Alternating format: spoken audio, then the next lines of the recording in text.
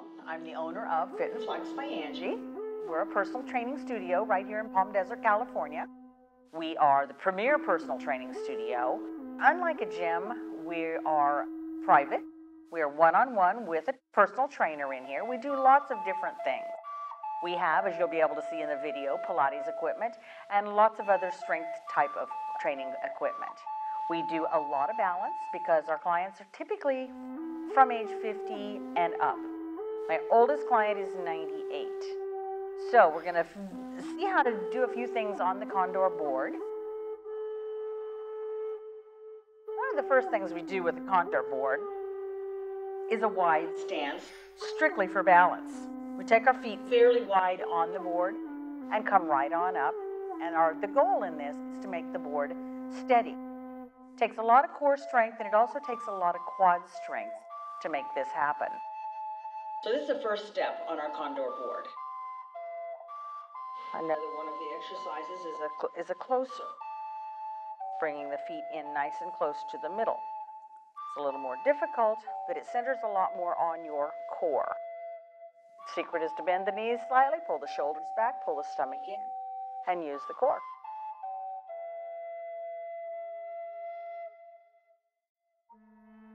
This one's a fairly tough one.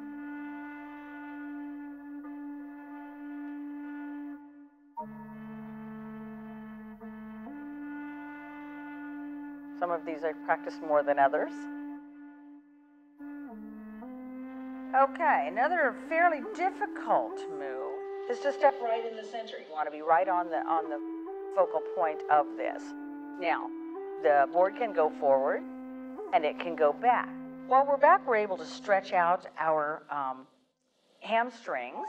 When we go forward, we're able to stretch out through the front of the leg. That's not always easy to stretch. Our goal here, though, is to hold this board as still as we can hold it. When it goes back, I once again got the hamstrings. But in order to hold the board still and in a nice flat line, I've got to use my core. And in this position, it's almost all core holding it. Oh, and it went back. Almost all core holding it. I can once again take it forward and stretch the shins. Another way to stretch the calves is to come to the back of the board.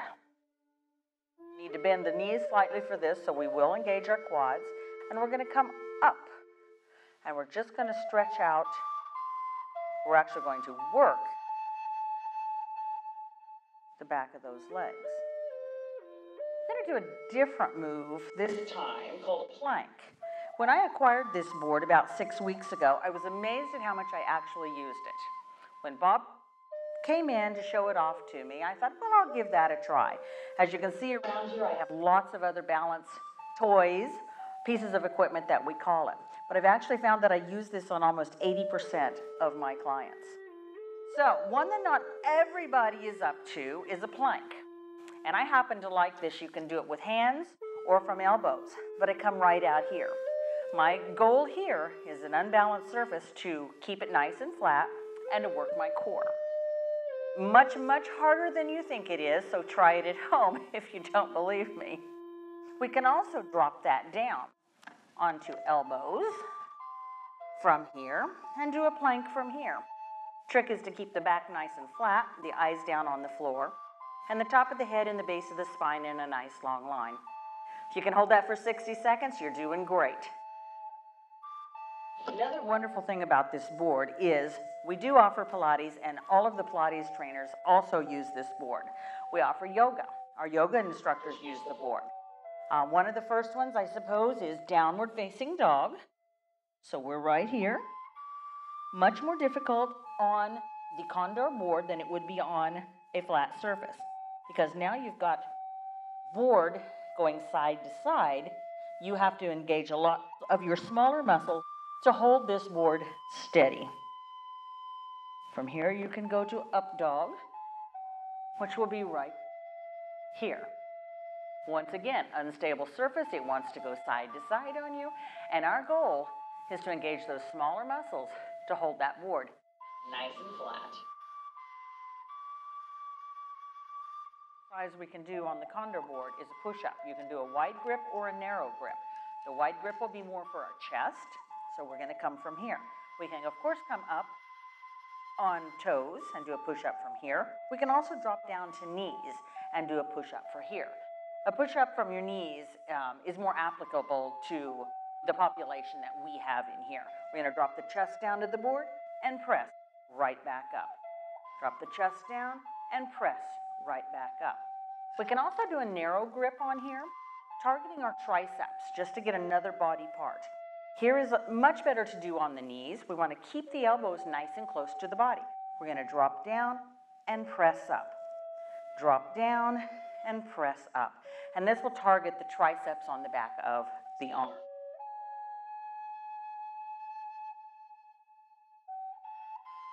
Much, much more comfortable if they've got something to hang on to while they get onto the board. Once they're on, it's easier to take the hands off and stabilize the board. And here we're getting a lot of leg work, and also a lot of core work.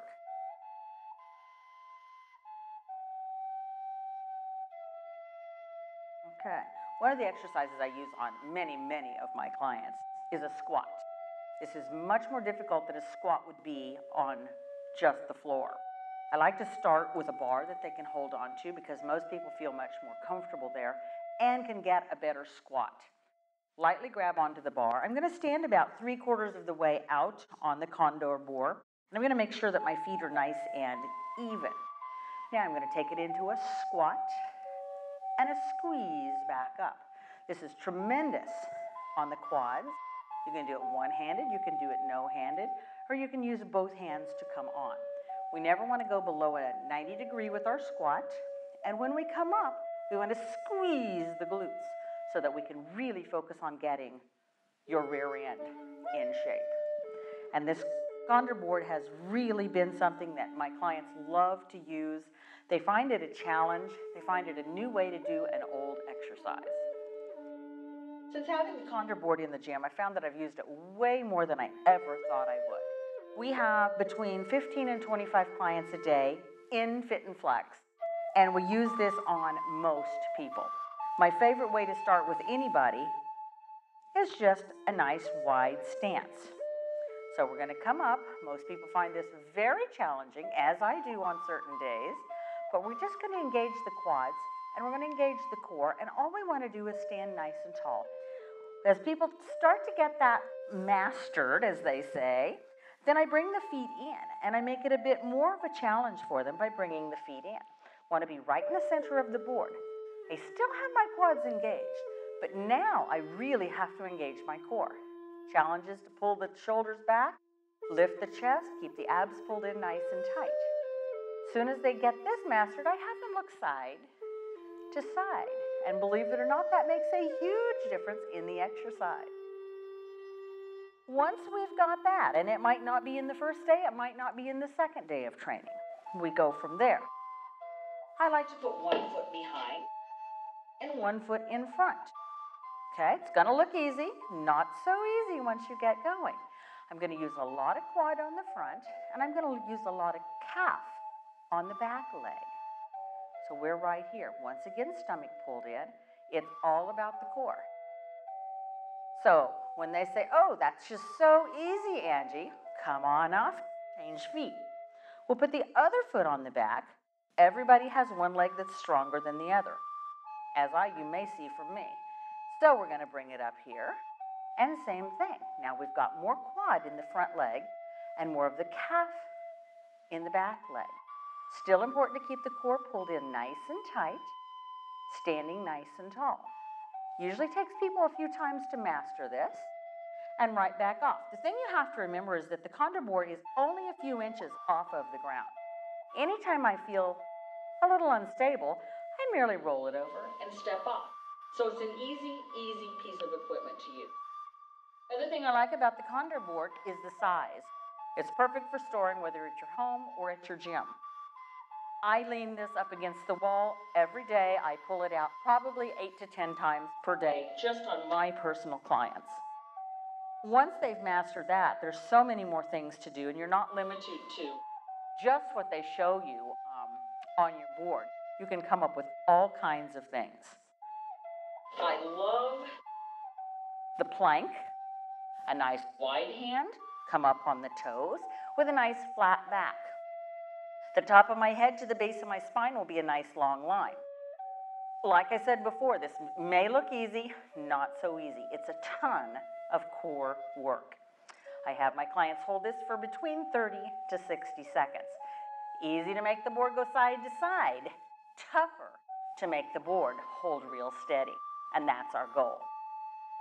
We can take that same move down. If you've got wrists that bother you, you can take it down onto your elbows, and we can do the same thing. Once again, a nice flat back. Pull the core in very, very tight, and you will feel this work. The board wants to go side to side. It's a very unstable surface, which is what we're looking for. Makes this exercise just that much more difficult and just that much more effective. Those are some of my favorites, but we're not limited to just those, of course.